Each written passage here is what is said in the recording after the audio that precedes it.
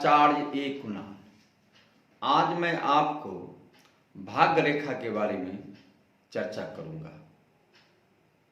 एक ऐसे भाग्य रेखा के बारे में चर्चा करूंगा जो मणिबंध से उठ करके अच्छे ढंग से आगे बढ़ते हुए जब वो मस्तिष्क रेखा को पार करता है तो लहराते हुए दिखाई देता है। यानी सोज नहीं जाकर के, एक लाइन में नहीं जाकर के वह इस तरह के लहराते हुए दिखाई देता है और शनि पर्वत पर चला जाता है। ऐसे मस्तिष्क रेखा के बारे में मैं चर्चा करूंगा। इस मस्तिष्क रेखा का प्रभाव आपके जीवन में क्या पड़ेगा और आपके लिए क्या अच्छा और बुरा लाएगा।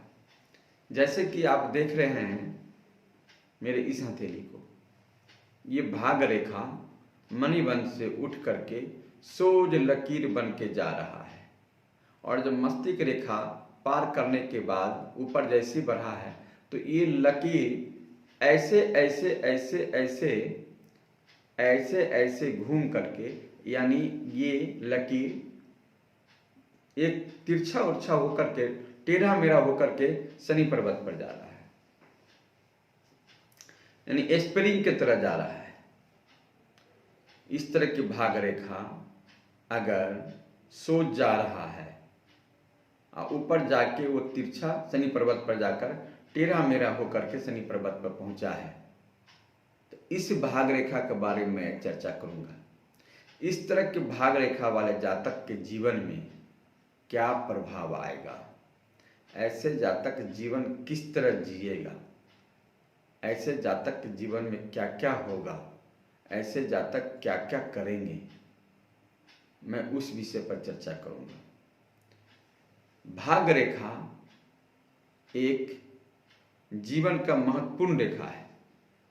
जिस व्यक्ति के हाथ में भाग्य रेखा नहीं होता है, ऐसे व्यक्ति का जीवन एक सूखा वृक्ष की तरह होता है। जैसे कि भाग्य रेखा जिस व्यक्ति के हाथ में नहीं है, बेस्वाद जिंदगी जीता है, उसके जीवन में कोई स्वाद नहीं होता है। ऐसे जातक जिनके हाथ में भाग्य रेखा नहीं होता है, ऐसे जातक किसी तरह टाइम पास करता है जिंदगी का। ऐसे जातक पैसा तो बहुत कमा लेता है, धनवान बहुत हो जाता है, एक नंबर का मक्खी चूस होता है, किसी चीज पर पैसा खर्च नहीं करता है।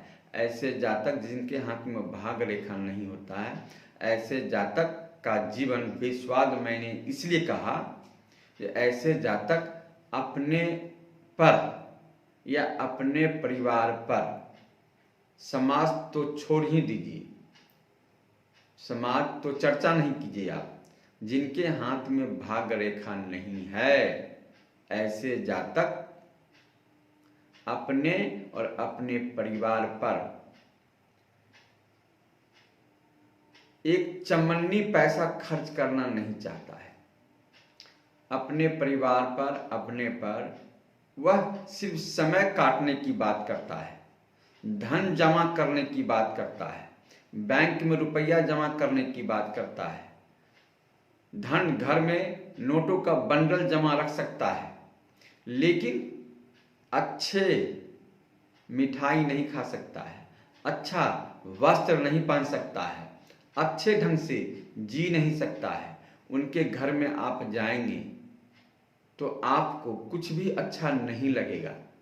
धन तो उनके पास है, धनवान तो हैं, धनवान कहलाते हैं, वो बहुत धन वाले होते हैं, लेकिन उनके घर का रहन सहन अच्छा नहीं लगेगा। उनके घर का व्यवस्था बहुत बुरा होता है।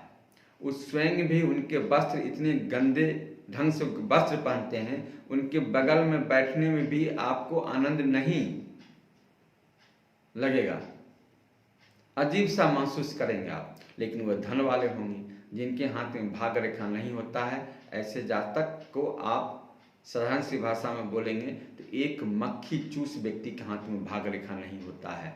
जिस व्यक्ति के हाथ में भाग्य रेखा नहीं होता है, वह व्यक्ति अपने जीवन में पैसा तो बहुत कमा लेता है, धन तो बहुत कमा लेता है, लेकिन ऐशो आराम, शौक, शानदार जीवन नहीं जीता है। एक साधारण सा जीवन जीकर वह चला जाता है।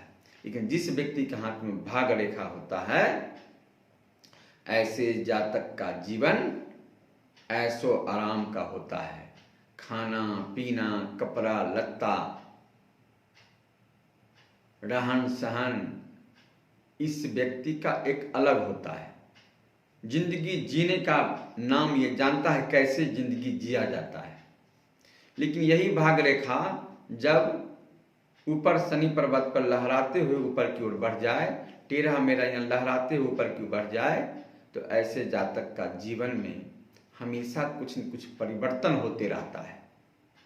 हमेशा कुछ न कुछ परिवर्तन, यानी व्यापार ही कर रहा है तो व्यापार भी परिवर्तन करते रहेगा। कभी ये व्यापार, कभी वो व्यापार, कभी वो व्यापार, कभी वो व्यापार।